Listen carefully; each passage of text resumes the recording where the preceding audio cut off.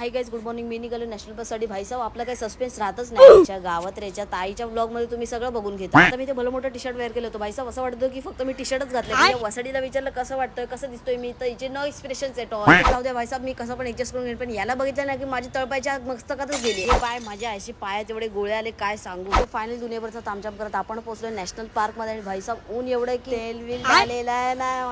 बाहेर खूप हिट होती म्हणून आम्ही दोघांनी विचार केला की एक लिंबू सरबत मारूया. भाई साहेब, अब जो दिल को राहत फतेली का महसूस हुआ ना, क्या ही बताओ. जसं गार्डनच्या आतमध्ये पाऊल ठेवलं तसं दोन माकड चाळी करताना मला दिसत होतं. आता आपण करणार आहोत बोटिंग. भाई साहेब, पहिल्यांदाच मी माझ्या लाईफ मध्ये लाईफ जॅकेट घातलेलं आणि अर्र हे काय आहे. बोटिंग तर केली पण नुसता जो टांगा गोडाच झालाय. मेन एनर्जी बोटिंग मध्येच गेली. आता ताईला देतो एक मेन जबाबदारी, म्हणजे काय तर फोटो काढायची. देन फायनली आपल्या सस्त्या फोटोग्राफरनी चांगले फोटो काढले. भाई साहेब, इज्जत आहे, इज्जत आहे. महत्वाची गोष्ट म्हणजे भाई साहेब, आपल्या बोरिवली नॅशनल पार्क मध्ये एसी बस सफारी होणार आहे. तिकीट फेअर आहे अडल्टची 125 आणि लहानांची 50 रुपये. एवढा खुश झाला सिंह बघून त्याचं नाव ते. आईच्या गावात रे, माझी लायकीच नाही मित्रांनो.